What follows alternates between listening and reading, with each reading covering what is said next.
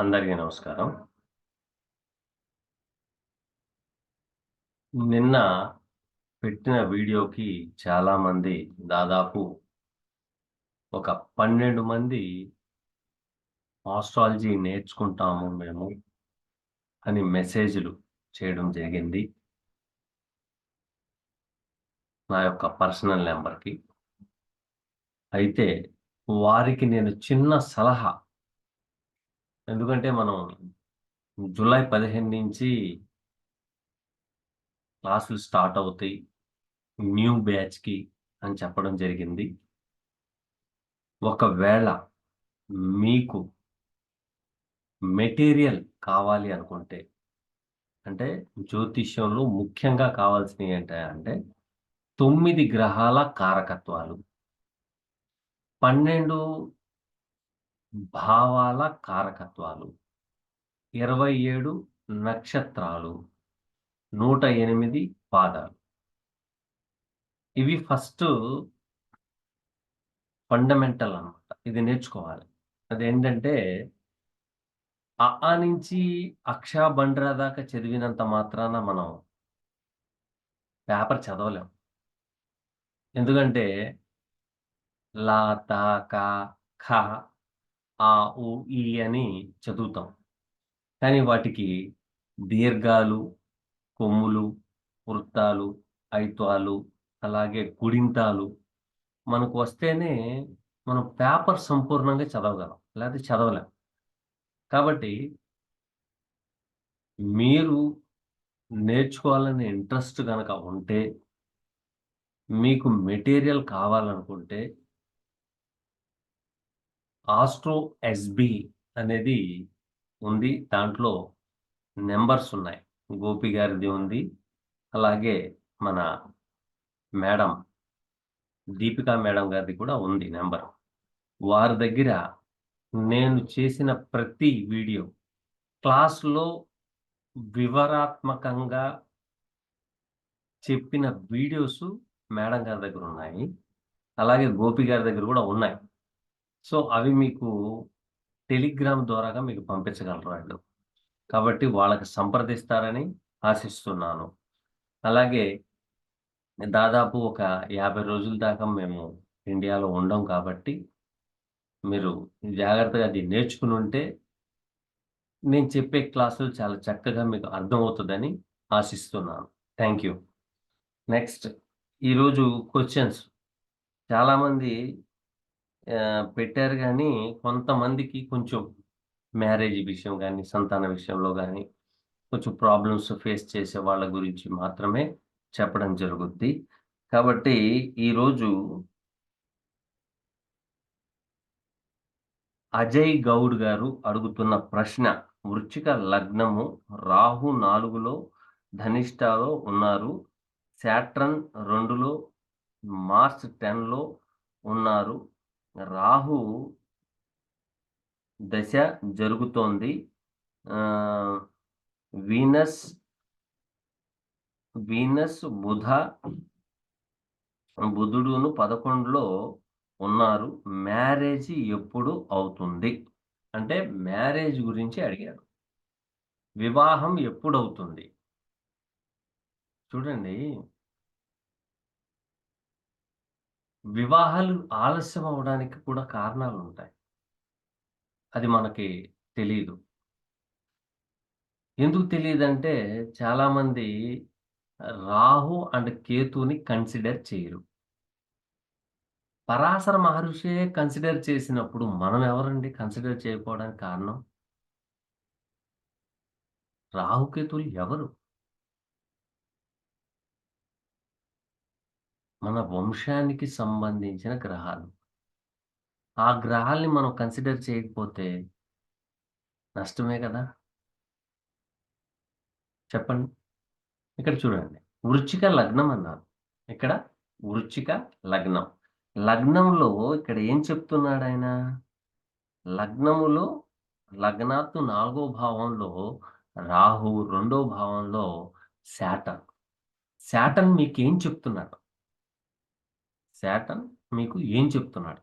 అంటే వృశ్చిక లగ్నానికి తృతీయాధిపతి, చతుర్థాధిపతి అయ్యి 2లో కూర్చున్నారు.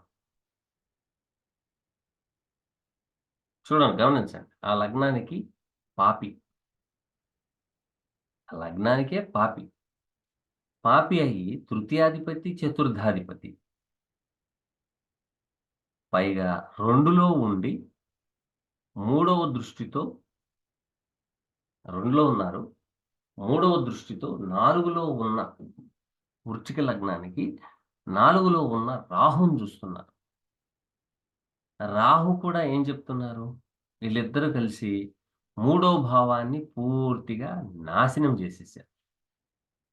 అంటే నాశనం చేసేసారంటే దీని అర్థం ఏంటంటే, మీరు తగిన వయసులో వివాహం చేసుకోవాల్సిన సమయానికి ఉద్యోగరీత్యో, లేక వ్యాపార రీత్యో మీరు దాంట్లో బిజీగా ఉండిపోవడం, తర్వాత మీ కాళ్ళ మీద మీరు నిలబడి వివాహం చేసుకుందాం. ఒక్కొక్కళ్ళకుంటుంది. ఏమనంటే కొంచెం బాగా సంపాదించుకోండి, ఒక ఇంటివాడయ్యి, వచ్చే అమ్మాయి పేదమ్మాయైనా పర్వాలేదు, అనుకూల వధువు రావాలని కొంత భావనలుంటాయి.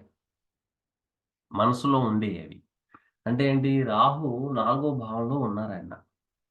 4 భావం అంటే మనస్సు స్థానంలో ఉన్నారు.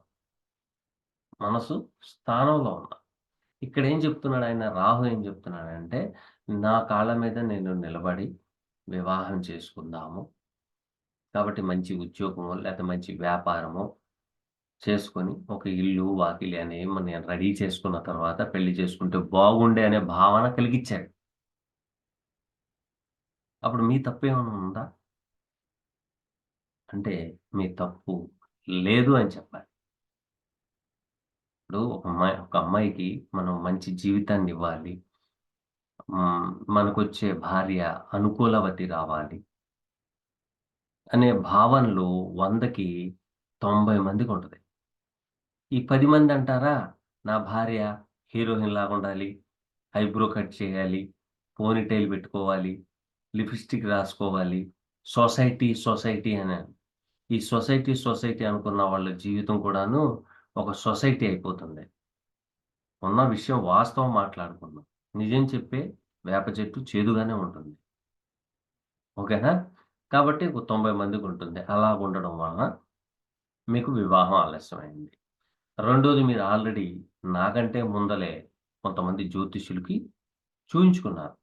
చూయించుకుంటే ఏం చెప్పారయ్యా అంటే, 11వ భావంలో ఉన్న శుక్రుడు, సప్తమ వ్యయాధిపతి అయిన శుక్రుడు 11వ భావంలో ఉండి, గమనించాలా, 11వ భావంలో ఉండి నీచబడ్డారు. కానీ బుధుడితో కలిసి ఉన్నారు కాబట్టి నీచ భంగ రాజయోగం జరిగింది. అయితే ఇక్కడ ఏంటి అంటే, ఏడవ భావంలో ఏ గ్రహాలున్నాయో లేవో చెప్పలేదు. అంటే ఖాళీగా ఉన్నట్టే. 12వ భావంలో కూడాను ఏ గ్రహాలు లేవు. కాబట్టి ఖాళీగా ఉన్నట్టే. సో, మీ మనసులో భావన అది ఉండే అవకాశం ఉంది అని చెప్పడం జరిగింది. కారణం ఏంటంటే, 11వ భావం అనేది కోరిక, అటాచ్‌మెంట్. కోరిక, అటాచ్‌మెంట్. సప్తమాధిపతి ఎవరు?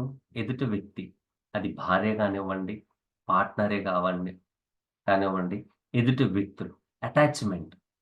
సో, ఈ అటాచ్‌మెంట్ మూలంగా మీకు వచ్చిందేంటయ్యా అంటే, ఇదే తలకాయ నొప్పి. ఓకేనా? పైగా రాహు కుంభరాశిలో అతి బలవంతుడు. 10వ భావంలో కేతు ఉన్నారు. కేతు అక్కడ రవి ఫలితాలివ్వాలి. రవి ఎక్కడున్నారో చెప్పలేదు.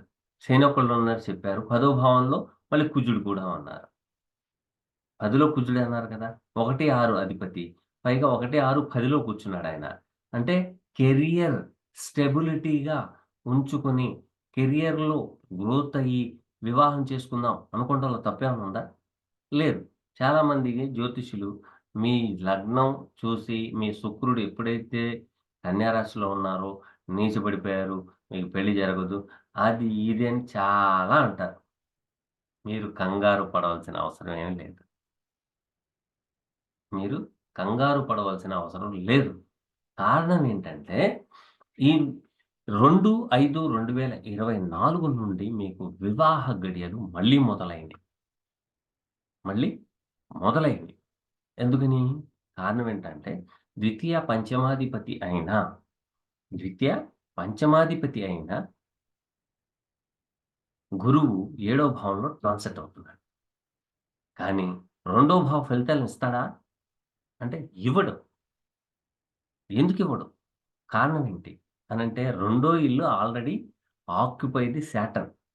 సాటర్న్ ఆక్యుపై చేసేసాడాయన. సాటర్న్ నాటక చాట్‌లో ఆక్యుపై చేశాడు. కాబట్టి, ఐదో భావ ఫలితాలివ్వాలి.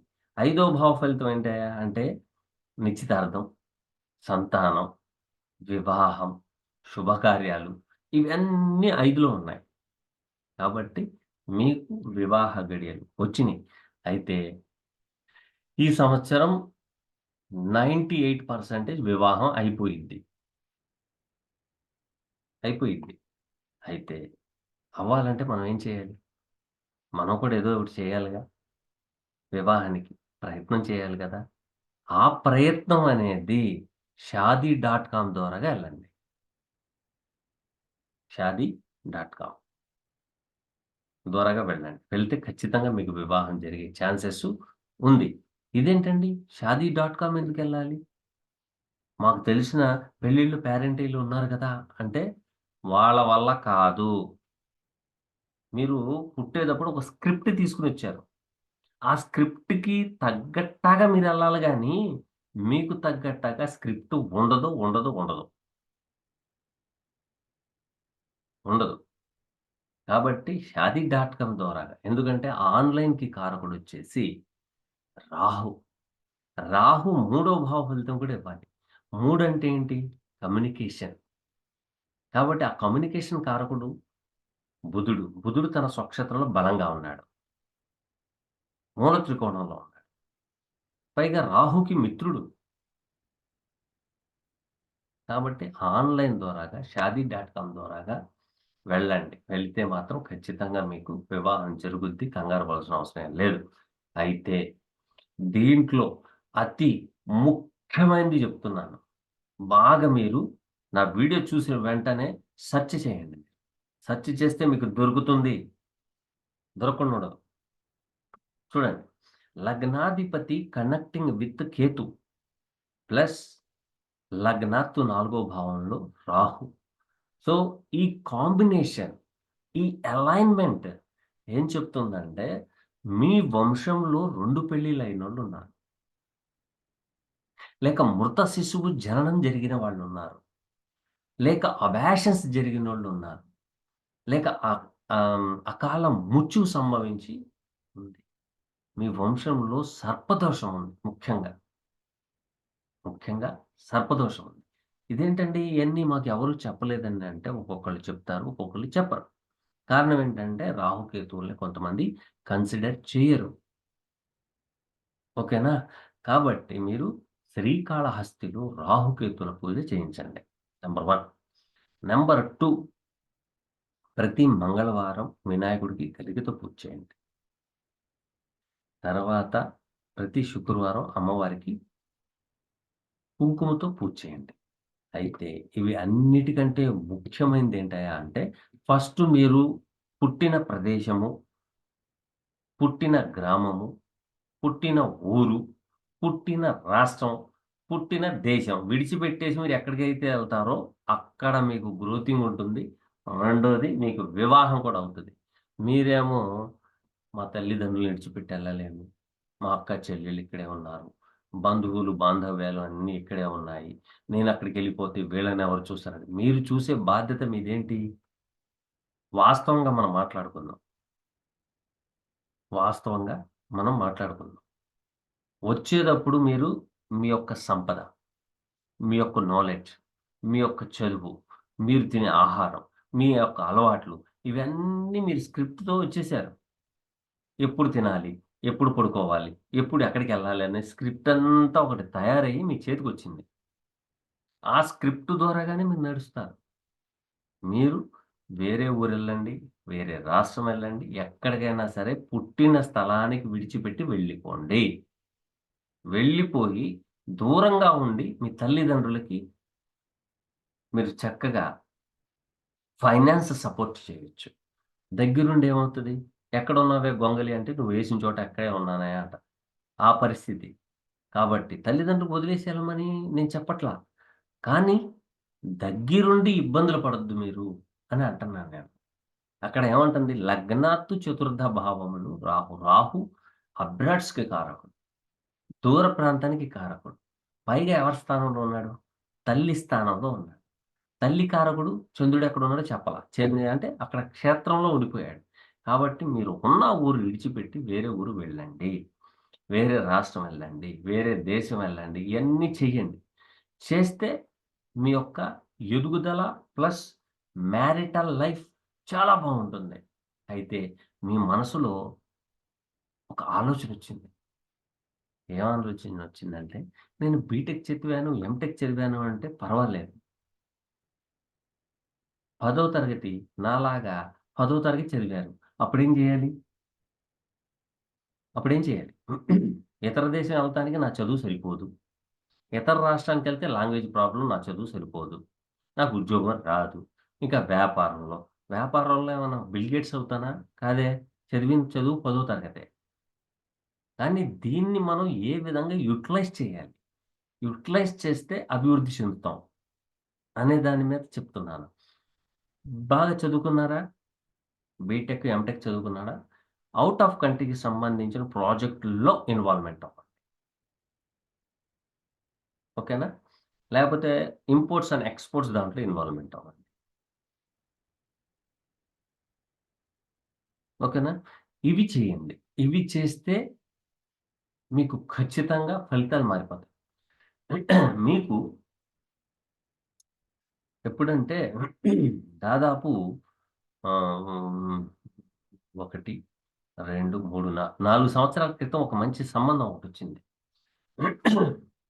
మీరు చేసుకోలేదు. ఆ టైంలో Jupiter aspect on seventh house. ఆ లగ్నానికి యోగకారకుడు. పైగా దృష్టి ఏడో భావం మీద పడుతుంది.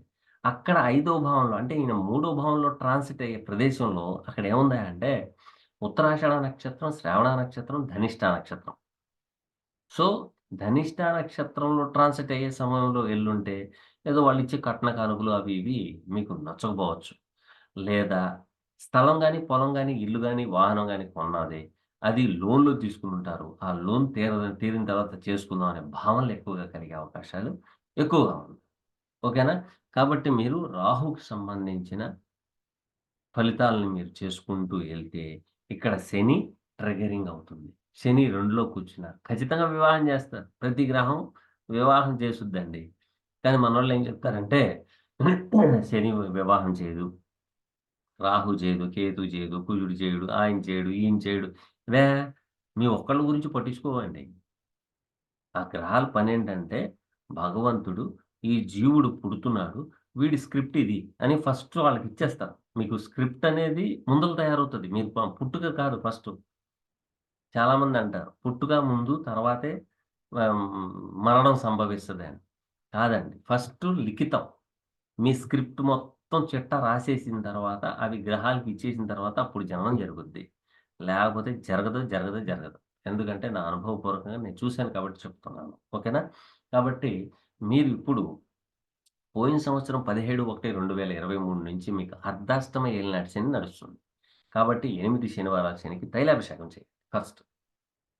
చేసిన తర్వాత ఎనిమిదో శనివారం ఒక 2 కిలోలు నల్ల నువ్వులు దానం చేయండి. ఓకేనా? చేసిన తర్వాత 8 శనివారాలు అయిపోయిన తర్వాత ఒక నెల ఆగిపోండి. తర్వాత నెలలో మొదటి వారం అంటే నెలలో వచ్చే మొదటి వారంలో మొదటి శనివారం మీరు తైలాభిషేకం చేయండి. చేస్తేనే మీకు బెనిఫిట్స్ ఎక్కువగా ఉంటాయి. లేకపోతే ఉండవు. ఓకేనా? అలాగే ఒక శుక్రవారం హారావళి కుంకుమతో మహాలక్ష్మీదేవికి పూజ చేయండి. ఇదేంటంటే కొత్త వెరైటీగా చెప్తున్నారేంటి మీరు? మాకు తెలియంది అంటారేమో. మహాలక్ష్మీదేవికి ఉపాసకుడు శుక్రుడు. శుక్రుడు భార్యాకారకుడు. కాబట్టి మహాలక్ష్మీదేవికి ఆరావళి కుంకుమతో పూజ చేయండి చాలు. చేస్తే సరిపోతుంది. అయితే మీ పుట్టుకలో వచ్చిన మహా తలకాయ నొప్పి ఏంటయ్యా అంటే, ఈ కాలంలో సత్యహరిశ్చంద్రుడుంటే బతుకుతాడా? చెప్పండి. బతకడు. బతకలేడు ఈ కాలంలో. మీరు కూడా కొంచెం మోటివేట్ అవ్వాలండి. అప్‌డేట్ అవ్వాలా. పట్టు, విడుపు అనేది ఉండాల. ఎందుకంటే బుధుడు ఒప్పుకోడు. కన్యా రాశిలో బుధుడు ఉన్నారు అంటే, ఎవరి జాతకంలో ఉన్నారు అంటే, ఆ వ్యక్తితో మీకు తలకాయ నొప్పే. చాలామంది నా వీడియోస్ చూస్తా ఉంటారు. బుధుడు కన్యా రాశిలో ఉన్న వాళ్ళని మీరు గమనించి చూడండి. వాళ్ళతో మహా తలకాయ నొప్పే. వాళ్ళు పట్టుకున్న కుందేలుకి మూడే 3 కాళ్ళు. ఇది కనుక లేడీస్‌లో ఉంటే మగాళ్ళకి ఇబ్బందే. ఖచ్చితంగా ఇబ్బందే. కానీ మగాళ్ళ దాంట్లో ఉంటే ఆడవాళ్ళకి బెనిఫిట్. అద్భుతమైన బెనిఫిట్ ఉంటది. ఎందుకంటే అబద్ధం చెప్పడు. 99.9% చెప్పడాయన. మీకు కావాలంటే చూసుకోండి. చాలామంది జ్యోతిష్యులు కూడా చూస్తున్నారు. బుధుడు కన్యా రాశిలో ఉంటే ఆడవాళ్ళకి బెనిఫిట్. ఎందుకు? భర్త జాతకంలో బుధుడు కన్యా రాశిలో ఉన్నాడు అంటే, ఆడవాళ్ళకి పట్టిందల్లా బంగారమే. రెండోది అనుకూలవతుడు అంటానికి అర్థం అది. ఎందుకు? అబద్ధం చెప్పడు. ఒక మహిళ ఎవరిని కోరుకుంటది? అనుకూలించే భర్త, మంచివాడు, తాగుబోతోడు ఉండకూడదు. ఆడవాళ్ళ యావిగేషన్ ఉండకూడదు. ఇవి 2 ఉండకూడదు. కానీ ఇక్కడున్న వాళ్ళలో ఒక చమత్కారం ఉంటుంది. హాస్యం, ఆటలు ఎక్కువగా చేస్తాం. కాబట్టి ఆడవాళ్ళ మగవాడి జాతకంలో బుధుడు కన్యా రాశిలో ఉంటే మీకు ఇంకో పాయింట్ గుర్తుకొస్తది. ఏ లగ్నానికైనానా లేక శని వర్గు లగ్నాలకైనా అని డౌటొస్తుంది. జ్యోతిష్యులు కూడా వింటున్నారు కదా! కాబట్టి ఏ లగ్నానికి ఉండినా కూడాను తలకాయ నొప్పి, తలకాయ నొప్పే. ఎందుకంటే స్ట్రెయిట్‌గా నడవమంటారు. స్ట్రెయిట్‌గా నడవమంటారు. ఎందుకంటే నేను ఒక 10, 15 మందిని చూసాను. వాళ్ళకి శని జాతకులు చెబితేనే వాళ్ళింటారు. గురువర్గు లగ్నాలు, గురువు యొక్క ట్రైన్‌లో ఉండేవాళ్ళుంటారు కదా! గురువర్గు లగ్నాల వాళ్ళు. వాళ్ళు చెప్తే అసలు విననే వినరు. Highly impossible. వినరు. అదే శనికి సంబంధించినోళ్ళు, శుక్రుడికి సంబంధించినోళ్ళు, రాహుకి సంబంధించినోళ్ళు చెప్తే చాలా చక్కగా విని ఓకే అంటారు. ఎందుకంటే వాళ్ళకి ఎక్స్‌ప్లెయిన్ చేయగలిగే శక్తి వీళ్ళ దగ్గరే ఉంటది. అంతేగాని గురువర్గ లగ్నాల వాళ్ళకి ఉండదు, ఉండదు, ఉండదు. ఓకేనా? కాబట్టి మీరు వివాహ విషయంలో మీరు కంగారు పడవలసిన అవసరం లేదు. దేవుడి దయ వల్ల ఈ సంవత్సరం 98% వివాహం అయిపోతుంది. పక్కా అయిపోతుంది. ఒక 6 శుక్రవారాలు బొబ్బర్లు దానం చేయండి. బొబ్బర్లు దానం చేయండి. చేస్తే సరిపోతుంది ఒకటి. రెండోది మీరు జీవితంలో గుర్తుపెట్టుకోవాల్సిందేంటయ్యా అంటే అటాచ్‌మెంట్ అనేది పెట్టమాకండి. ఎక్కువగా పెళ్లి కాక పెళ్లయింది. భార్యతో అటాచ్‌మెంట్ ఎక్కువ పెట్టమాకండి. అమ్మో! నా భార్య అని నెత్తి మీద పెట్టుకోమాకండి. పిల్లలు పుట్టారనుకోండి, అమ్మో! నా పిల్లాడని పెట్టుకోమాకండి. మీరు దేన్నైతే మీరు అటాచ్‌మెంట్ పెట్టుకుంటారో ఫైనాన్స్‌గా గాని, అంటే డబ్బు పరంగా గాని, లేకపోతే ప్రాపర్టీ పరంగా గాని, ఫ్రెండ్ సర్కిల్ పరంగా గాని, మీరు ఈ అటాచ్‌మెంట్ పెట్టుకున్నారు అంటే అది దాన్ని బంధము అంటారు. ఈ బంధము అనేది పెట్టుకున్నారు అంటే, దీని మూలంగా చాలా తలకాయ నొప్పులొస్తాయి. ఇదేంటండి భార్యతో బంధం పెట్టుకోకపోతే అది కరెక్ట్ కాదుగా అనే భావన మీ మనసులో వస్తది.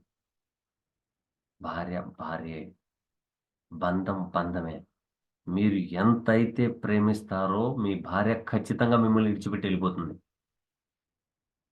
ఇది పక్కా. మీ స్క్రిప్ట్‌లోనే ఉంది. ఎందుకంటే లగ్నాధిపతి కనెక్టింగ్ విత్ కేతు.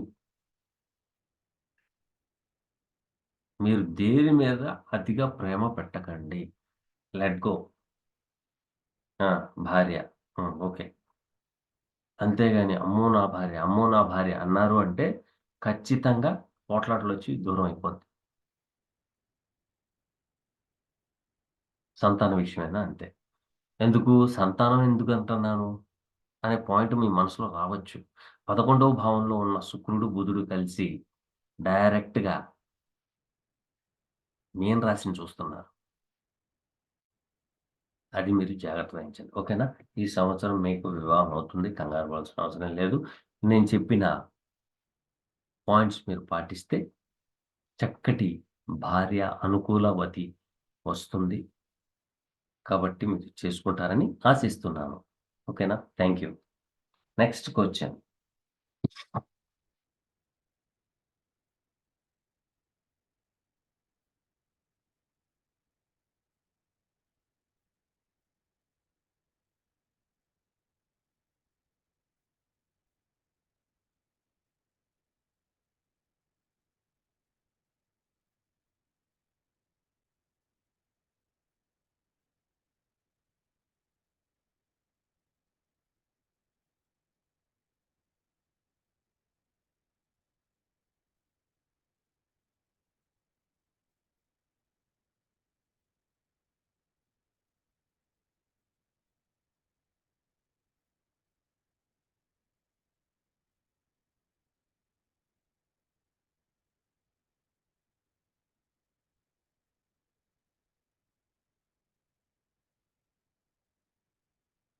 మళ్ళీ యూజర్ గారు మీరేం చేశారంటే, మళ్ళీ తులా లగ్నం, రాహు వృచ్చికంలో ఉన్నారు. కుజుడు మిథునం. మిథునం, వృచ్చికం, కుజుడు మిథునంలో 9, 11, 2025 తారీఖు నుండి రాహు దశ జరుగుతుంది. తండ్రికి రాహు దశ ఎలాగుంటుంది? ఇక్కడ చూడండి. తులా లగ్నానికి రాహు యోగకారకుడు. Number 1 point. నంబర్ 2 రాహు 2లో ఉన్నారు. 2లో ఉన్నప్పుడు మీరు బడాయి బస్వన్నలాగా మాట్లాడకూడదు. లేనిపోనియి చెప్పేయకూడదు. మీరు ఎంత సీక్రెట్‌గా ఉంటారో, ఎంత ఇంటెలిజెన్స్‌గా ఉంటారో, ఎంత అంటే దాన్ని గోప్యంగా ఉంటారో, అప్పుడు మంచి ఫలితాలొస్తాయి. రెండోది, ఒక మాట అబద్ధం ఆడితే 100 మాటల అబద్ధాన్ని లింక్ పెట్టాల్సొస్తుంది. అన్‌ఎథికల్ యాక్టివిటీస్ ఈటిలోకెళ్ళిపోతారు. ఎళ్ళకుండా చూసుకోండి చాలు. ఇంకేమీ లేదు. మీ తండ్రి గారికి ఏమీ కాదు. ఎందుకంటే మిథున లగ్నం, మిథున రాశి నుంచి మిథున రాశి అంటే తులా లగ్నానికి మిథునం 9వ భావం. 9వ భావం కాడ్నుంచి మీరు కాలిక్యులేట్ చేసి 6వ భావంలో రాహు ఉన్నారు కాబట్టి ఈయనకి అనారోగ్యం జరుగుద్ది. ప్రాణహాని జరుగుద్ది. అది జరుగుద్ది, ఇది జరుగుద్ది అని మీరనుకుంటున్నారు. మీరిచ్చిన డేట్‌కి నేను చెప్పేది బాగా గుర్తుపెట్టుకోండి. మీరిచ్చిన డేట్‌కి ఆయన తండ్రి గారికి మోషన్ ఫ్రీ అవ్వదు. ఫ్రీగా అవ్వదు. లేదు కాదంటారా? ఒకసారి టెస్ట్ చేసి చూడండి. 23/9/2020 తర్వాత 23/9/2020 కాడ్నుండి ఆయనకి మోషన్ అవ్వకపోవడం, మోషన్‌కెళ్ళినప్పుడు బ్లడ్ ooజింగ్ అవ్వడం, లేక పైల్స్ గాని, లేక పిస్టిల్లా గాని, లేపోతే అక్కడ పొక్కులు గాని ఏర్పడినేమో చూడండి మోషన్ వే దగ్గర. కనుక్కోండి. కూర్చుంటే పిల్లల దగ్గర గడ్డలేమైనా వచ్చినాయా ఏంటి అని అడగండి. అడిగితే వాళ్ళే చెప్తారు. ఇవి కనుక నేను చెప్పాను అంటే నెక్స్ట్ స్టెప్ మీరనుకున్న ఇయర్ నుంచి ఆయనకి అది ప్రాబ్లమ్ ఉంటుంది. ఒకటి. రెండోది దీంట్లో నుండి తప్పించుకోవాలి. దీంట్లో నుండి తప్పించుకోవాలి. ఈయన తినేది మొత్తం ఏంటంటే హార్డ్ ఫుడ్. డైజెషన్‌కి హార్డ్ ఫుడ్. హార్డ్ ఫుడ్ అన్నప్పుడు ఏమవుతదంటే మోషన్ ఎప్పుడూను గట్టిగా ఉండి మోషన్‌కెళ్ళినప్పుడు ఇబ్బంది పడతా ఉంటారు. కాబట్టి ఎక్కువగా బనానాస్ అని, పీచు పదార్థం ఉన్న ఆహార పదార్థాలు ఎక్కువగా తీసుకోవటం వలన మీకు ఇటువంటి రుగ్మతలు రావు. అయితే ఇంకోటి కూడా చెప్పేస్తున్నాను. మీరు యూజర్ గారు మీకు ఎవరో చెప్పుండొచ్చు. ఆ టైంలో కొంచెం మేజర్ ఇష్యూస్ అవుతాయి. అనారోగ్యం జరుగుద్ది. ప్రాణహాని జరిగేది. అంటే ప్రాణహాని జరిగేది అనేటప్పటికి ఏమవుతదంటే రాహు పురుగు. అంటే దానికి రాహుని ఏమంటారంటే క్యాన్సర్ కారకత్వాలు ఇస్తది. కాబట్టి క్యాన్సర్ వచ్చే అవకాశం ఏమన్నా ఉంటది అన్నట్టుగా మీకేమన్నా చెప్పుంటారు. మీరు దాని గురించి కంగారు పడిపోయి గిలగిలా కొట్టుకొని ఉండాల్సిన అవసరం లేదు. మీరు కంగారు పడొద్దసలు. మీరు లెట్ గోగా ఉండండి. ఎందుకని? అని చూస్తే 9వ భావానికి 12వ భావంలో కేతు ఉన్నారు. Ketu is a let go.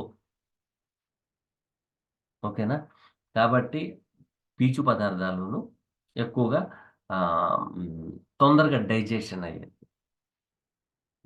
Easy. పొద్దున్నే లెగిసిన ఎమ్మటనే మనం బాత్రూమ్‌లోకెళ్తే ఫ్రీగా అయిపోవాల. మోషన్ ఫ్రీగా అయిపోయేలాంటి ఆహార పదార్థాలు. అంటే లోపల హీట్ అనేది రాకుండా ఉండే ఆహార పదార్థాలు తీసుకోవాలి. తీసుకోవటం వల్ల ఏంటంటే ఎప్పుడూను కూల్ అవుతా ఉంటది. మనం కూలింగ్ వాటర్ తాగుతాం. గొంతుకులో చల్లగా ఉంటే బాగుండేనని. కానీ అది అగ్ని యొక్క గోళాన్ని మింగినట్టు. అదేమవుతదంటే లోపల అసలకే హీటు. ఆ హీట్‌కి ఇదొక హీటు వచ్చిందంటే కొంచెం ఇబ్బంది పడతా ఉంటారు. కాబట్టి మీరు కంగారు పడొద్దండి. మీకు ఇంకా డౌట్‌గా ఉంది.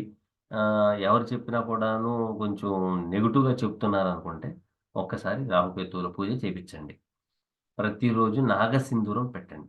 ఏ తలకాయ నొప్పి ఉండదు. ఓకేనా? ఏంటంటే భయపడతారు. భయపడకుండా ఉండరు. కాబట్టి ఇబ్బందేమీ లేదు. అది చేయండి. అయితే కొన్ని ముఖ్యమైనవి చెప్తాను వినండి. జ్యోతిష శాస్త్రం లోపలే ఉంది. జ్యోతిష శాస్త్రం లోపలే ఉంది అనేది చూస్తే మీ జీవితం ఉంది.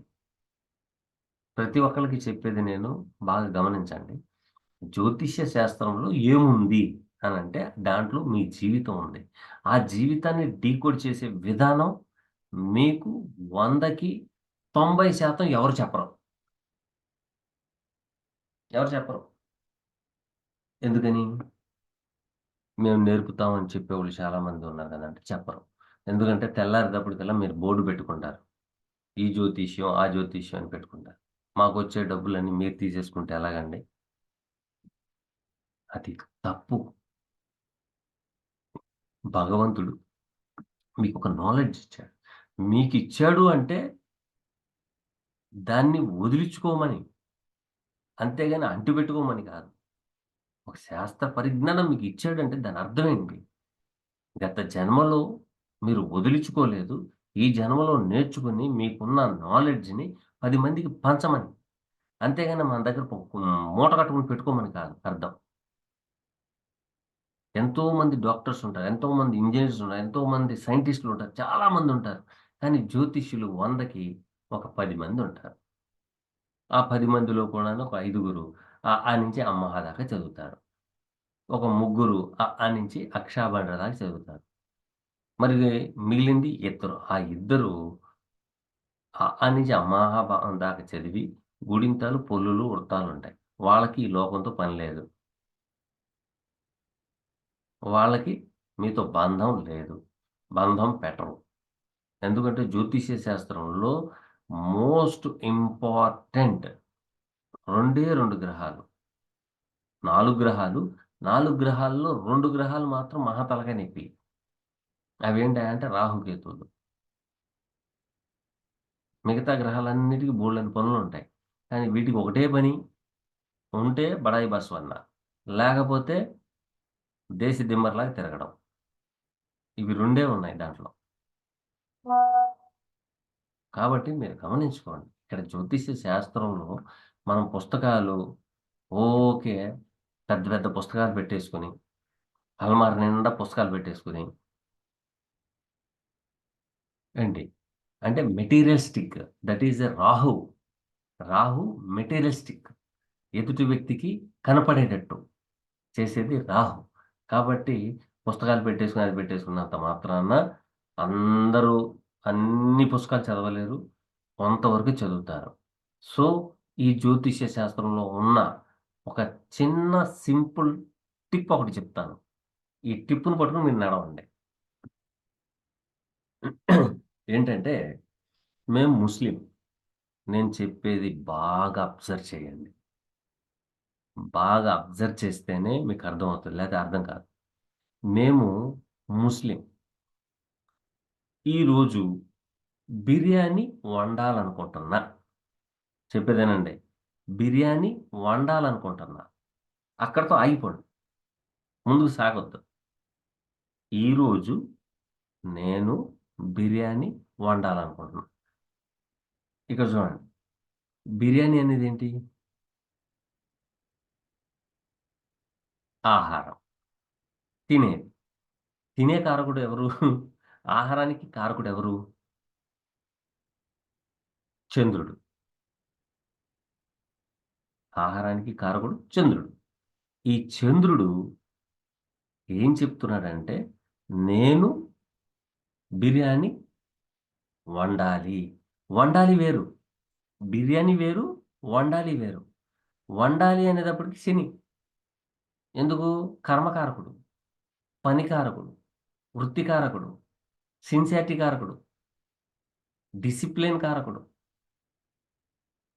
సమయానికి ఆ పని చేసే కారకుడు. బిర్యానీ వండాలి. అంటే కర్మ. పని కదా! ఎప్పుడైతే చంద్రుడు శనికి వెనకాల ఉంటే, శని ఉన్న డిగ్రీస్‌కి చంద్రుడు వెనక ఉంటే ఇటువంటి ఆలోచనలొస్తాయి. ఎందుకు? వంట, పని, శారీరక కష్టము, పనికి సంబంధించింది. దీంట్లో ఇంకో లాజిక్ చెప్తానేనండి. ఈరోజు నా భార్యతో సినిమాకెళ్ళాలి. ఈరోజు నా భార్యతో సినిమాకెళ్ళాలి. ఈరోజు నా భార్యతో సినిమాకెళ్ళాలి. సినిమా అంటే ఏంటి? ఛాయాగ్రహం. ఛాయాగ్రహం. ఇక్కడ రాహుని, శుక్రుడిని కలపండి. శుక్రుడు భార్యగా, రాహు ఛాయాచిత్రమేగా, చంద్రుడు మనస్కారకుడేగా. ఈయన ఎనకాల నుంచి పుష్ చేస్తా ఉంటాడు. మనసులో ఉన్నది పుష్ చేస్తా ఉంటాడు కార్యక్రమాన్ని. ఇది చెయ్యి, ఇది చెయ్యి, ఇది చెయ్యి అని. దానికి తగ్గట్టు మనం చేసుకుంటూ ఎళ్తాం. రోజు మొత్తంలో మీరు ఇదే కాలిక్యులేషన్ చేయండి. చేస్తే మీకు అర్థమవుతది. జ్యోతిష్య శాస్త్రంలో పెద్ద పెద్ద పుస్తకాలు చదవాలా? లేపోతే అనుభవం పెంచుకోవాలా అని. మీరు చేసే పనే జ్యోతిష్యం. ఇంక వేరేదేం లేదు. అంటే ఆ పనికి కారకత్వం వహించి, ఆ సమయంలో మనసులో ఉద్భవించిన కోరికకి సంబంధించిన గ్రహము, ఈ గ్రహాలని డీకోడ్ చేయాలి. అది మనం చెయ్యం. అది పుస్తకాల్లో దొరకదు. ఏం చేద్దాం? మాలాంటోళ్ళు చెప్తే మీరు నమ్మరు. చాలామంది ఈ మెసేజ్‌లు పెడుతున్నారు. నాకు ఫైనాన్స్ ట్రబులు, నాకు పోలీస్ కేసులున్నాయి, లేకపోతే కోర్టు వ్యవహారాలున్నాయి. నాకు ఇదేంటి ఆహ్, ల్యాండ్ కబ్జా చేశారు. ల్యాండ్‌లో ఎవరో వచ్చి ఇది పంచారు, అది పంచారు. ఇవన్నీ ఏంటి? ఎందుకు జరుగుతున్నాయి? ఒకసారి ఆలోచించండి మీరు. తెలుస్తది మీకు. ల్యాండ్ కారకుడు ఎవరు? కుజుడు. ల్యాండ్ కారకుడు కుజుడు. లిటిగేషన్ కారకుడెవరు? మళ్ళా దానికి కూడా ఉంటదిగా శని. ఎందుకు లిటిగేషన్ పెట్టాడు? మీరు చేసిన వృత్తిలో లేతే వ్యాపారంలో మోసాలు గాని, ఎదుటి వాళ్ళని హింసించి రూపాయి సంపాదించుకొని స్థలం కొన్నారు. లేతే పొలం కొన్నారు. పొలం కారకుడెవరు? కుజుడు. ఎనక నుంచి శని కుజుడిని ఊకే హింట్ ఇస్తున్నాడనుకోండి. ఏమవుతది? లిటిగేషన్‌లో పడి, పోలీస్ స్టేషన్‌కెళ్ళి, కోర్ట్‌కెళ్ళి ఇరుక్కుపోద్ది. సో, ఇట్లాగ డీకోడ్ చేయాలి. ఒక పని చేస్తన్నామంటే, ఆ పనికి కారకత్వం వహించే గ్రహం ఎవరు? ఫలానా గ్రహం. ఈ రోజే ఎందుకొచ్చింది ఈ ఆలోచన? చంద్రుడు. చంద్రుడిని పట్టుకొని చంద్రుడు హింట్ ఇస్తూ ఉంటాడు. మీరిది చేయండి, మీరిది చేయండి, మీరిది చేయండి అని. సో, ఇలాగ జ్యోతిష్య శాస్త్రాన్ని అలైన్‌మెంట్ ఎలా చేయాలి అనేది తెలుసుకోవాలి. తెలుసుకుంటే ఈజీ అయిపోద్ది. ఒకటి. రెండోది మాలాంటోడు అలైన్‌మెంట్ చెప్తాడు. బాబు నువ్వు ఇది చెయ్యి అని చెప్తాం. ఆయనకి చేసిన రోజే ఫలితం వచ్చేయాలి.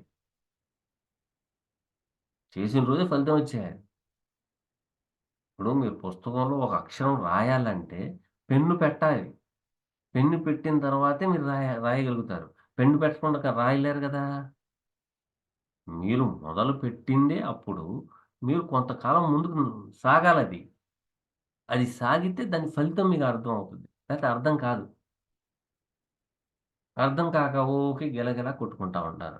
ఇదేంటి మాకు ఫలితం రాలే, మాకు ఫలితం మీకు ఫలితం గురించి మీకు ఆలోచించాల్సిన అవసరం లేదే.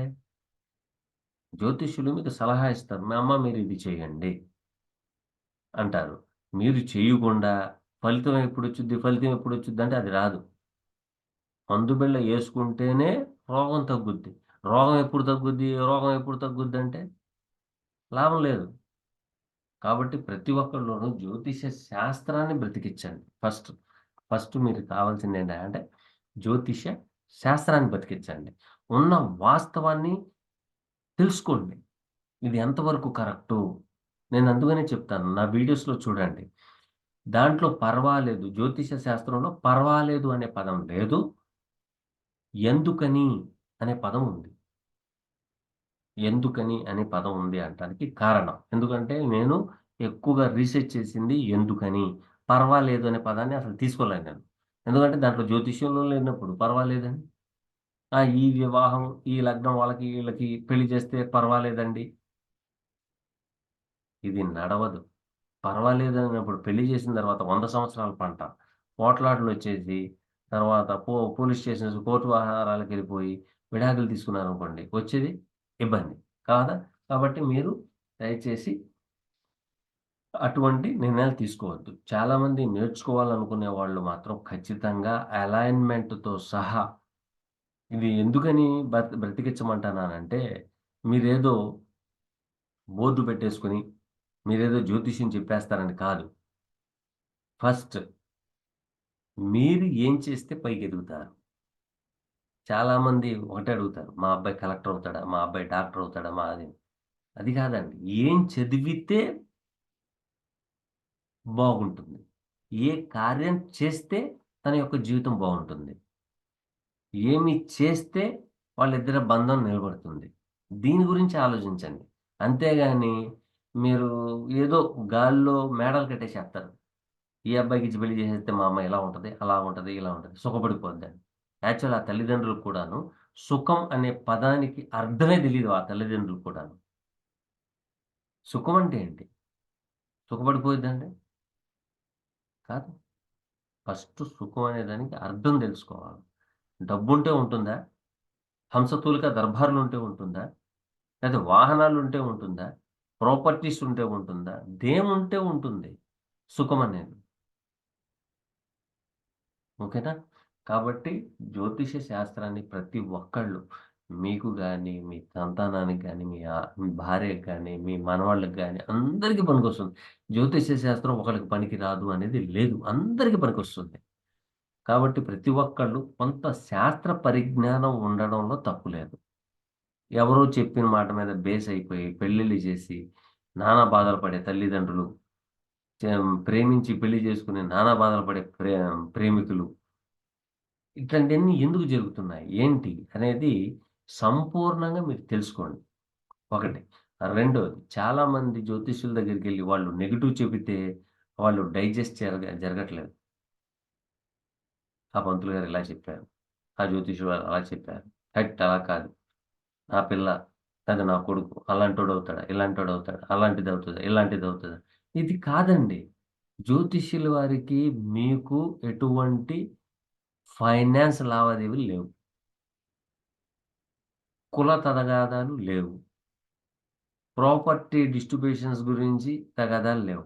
ఆయన జ్యోతిష్యం ఆ యొక్క జాతకంలో ఏముందో అదే చెప్తాడు. అది మీరు ప్లస్ అయితే ప్లస్సు, మైనస్ అయితే మైనస్సు. స్వీకరించడానికి రెడీగా ఉండాలి. మైనస్సు, మైనస్‌కి మీరొక మాట అడగొచ్చు. ఏమనండి, సార్ ఇది ఇలా జరగకుండా ఏమైనా మనం ఆపగలుగుతామా? అని అడగొచ్చు. అడిగితే వారే చెప్తారు. మీరు ఇలా చేస్తే ఆగుద్ది. ఇప్పుడు 10, 12 సంవత్సరాల, 15 సంవత్సరాల అమ్మాయికి ప్రేమల దోమలు ఉండవుగా? మీ అమ్మాయి లవ్ చేస్తుంది అని అన్నారు అంటే, లవ్ చేస్తుంది అన్నప్పుడు లవ్ జరగడానికి కారణాలుంటాయి. స్కూల్ దగ్గర, ఇంటి దగ్గర, కాలేజీలోనా, లేతే యూనివర్సిటీలోనా, లేతే ఉద్యోగం చేసే చోట, ఫోను ద్వారా గానా, లెటర్ ద్వారా గానా, వాట్సాప్ ద్వారా గానా, ట్విట్టర్ ద్వారా గానా, ఫేస్‌బుక్ ద్వారా గానా, ఎలా జరుగుద్ది అనేది కొన్ని ఉంటాయి దాంట్లో. అయ్యున్నాయి. ప్రతి గ్రహానికి ఒక కారకత్వం ఉంది. ఒకానొకప్పుడు పావురాళ్ళతో ప్రేమ వ్యవహారం ఉండేది. ఆ సంగతి తెలుసా మీకు? అది తెలీదు. అంత దూరానికి మీరు ఎళ్ళరు గూడాను. ఆ తర్వాతేమొచ్చింది? ప్రేమ వ్యవహారంలో ఫ్రెండ్ ద్వారాగా ప్రేమ వ్యవహారం వచ్చింది. అదయిపోయింది. ఆ తర్వాతేమొచ్చింది? లవ్ లెటర్ ద్వారాగా వచ్చింది. లెటర్స్ ద్వారాగా వచ్చింది. అది గూడా పోయింది. ఇప్పుడు మిగిలిందేంటి? ఫేస్‌బుక్ వచ్చింది. వాట్సాప్ వచ్చింది. ట్విట్టర్ వచ్చింది. ఇన్‌స్టాగ్రామ్ వచ్చింది. చూసారా? అంటే కాలానికి అనుగుణంగా ఈ ప్రేమ వ్యవహారాలు ఈ విధంగా పడుతున్నాయి. ఓహో! మన అమ్మాయికి పంచమ భావంలో ఈ గ్రహం ఉంది. అంటే రాహు ఉంది. కాబట్టి మన అమ్మాయికి ఖచ్చితంగా ఫేస్‌బుక్ ద్వారా గాను, లేదా మెసేజ్ ద్వారా గాను అమ్మాయిని ఈ ఇదేంటి అమ్మాయిని క్యాచ్ చేసే అవకాశం ఉంది. కాబట్టి దానికి కొంత దూరం ఉంచుదాం. ఫ్రెండ్ సర్కిల్ ద్వారాగా అయ్యేటట్టుంది. ఫ్రెండ్స్‌కి దూరం ఉంచుదాం. తప్పేంటి? ఇప్పుడు జ్యోతిష్యులు వారు చెప్పారు. ఎందుకంటే ఈ విషయం నేనెందుకు చెప్తున్నానంటే, మొన్న నా దగ్గరకొచ్చి ఆయనెలా చెప్పాడు, ఈయనిలా చెప్పాడు, అది చెప్పాడు, ఇది చెప్పాడంటే ఉంటేనే చెప్తాడు. లేకపోతే ఎందుకు చెప్తాడు? చెప్పడుగా. కాబట్టి ప్రేమ వ్యవహారాల్లో మీ అమ్మాయి పడిపోతుంది అంటే ఎలా పడిపోతుంది? ఎప్పుడు పడిపోతుంది? ఇదే అడగండి. ఎలా పడిపోతుందేంటంటే దానికి అర్థం చెప్తాడాయన. ఇదిగోండి ఫ్రెండ్ ద్వారాగా పడుతుంది. లేకపోతే మెయిల్ ద్వారాగా పడుతుంది. లేకపోతే వాట్సాప్ ద్వారాగా పడుతుంది. సో, ఆన్‌లైన్ కారకత్వం వహించే గ్రహంతో పాటు వేరే గ్రహం యాక్టివిటీ ఉంటది. ఓన్లీ రాహు అనగానే రాహువే గాదు. రాహు ఆన్‌లైన్ కారకుడు. ఆన్‌లైన్ కారకుడన్నప్పుడు రాహుకి సపోర్ట్ చేసే గ్రహాల ద్వారాగా అది ఫ్రెండ్‌తోనా? లేతే ఇంటికాడ, ఉద్యోగం చోట ఇయన్నీ చాలా డీకోడ్స్ ఉంటాయి. అవి మీకు చెప్పరు. కాబట్టి మీరు అడిగితే చాలా చక్కగా వాళ్ళు వివరిస్తారు. కాబట్టి మీరు వాళ్ళు చెప్పింది నెగెటివ్ అయినా, పాజిటివ్ అయినా మీరు మనసుకి తీసుకోండి. తీసుకొని దాంట్లో నుంచి జాగ్రత్త పడండి. జ్యోతిష్యం అనేది జాగ్రత్త పడడం కోసం చెప్పుద్ది. మీరు జాగ్రత్త పడకుండా నా కూతురు అలాంటిది కాదు, మా అబ్బాయి అలాంటిది కాదు అనుకుంటే కాకి పిల్ల కాకికే ముద్దు. కోయలకి కాదు. ఉన్న వాస్తవం చెప్తున్నాను. ఓకేనా? కాబట్టి ప్రతి ఒక్కళ్ళు శాస్త్ర పరిజ్ఞానం పెంచుకుంటారని ఆశిస్తున్నాను. అలాగే ఈ జులైలో నెక్స్ట్ బ్యాచ్ తీసుకుంటున్నాను. ఎవరైనా రిజిస్టర్ చేసుకోవాల్సిన వాళ్ళు ఉంటే 9676159759కి వాట్సాప్ ద్వారాగా మీ పేరు, మీ అడ్రెస్సు కుదిరితే మీ date of birth, time, place కూడా ఇవ్వండి. ఎందుకంటే మీకు ఆహ్, ఈ సబ్జెక్ట్‌ని ఏ విధంగా చెప్తే అర్థమవుతది. మీకు ఇమేజ్ చూపిచ్చి చెప్తే కుదురుద్దా? లేతే ఇలా చెప్తే కుదురుద్దా? లేతే క్యాలిక్యులేషన్ ఏసి చూపిస్తే కుదురుద్దా? చాలామంది ఒకళ్ళు చదివితేనే బుర్రకెక్కుద్ది. ఒకళ్ళు చూస్తేనే ఎక్కుద్ది. ఒకళ్ళు రాస్తేనే ఎక్కుద్ది. సో, ఒక్కొక్కళ్ళ మనిషికి ఒక్కొక్క తత్వం అనేది ఉంటుంది. ఆ తత్వాన్ని బట్టి డీకోడ్ చేసుకుంటం కోసమే. అంతేగాని వేరేదేం లేదు. మీ date of birth, time, place ఇస్తే మీకు దీంట్లో ఎంతవరకు ప్రావీణ్యత ఉంటది, ఎంతవరకు పరిజ్ఞానం పెంచొచ్చు అనేది విధానం కూడాను జ్యోతిష్య శాస్త్రంలో ఉంది కాబట్టి మీ అందరికీ తెలియపరుస్తున్నాను. Thank you. Thank you. Thank you very much.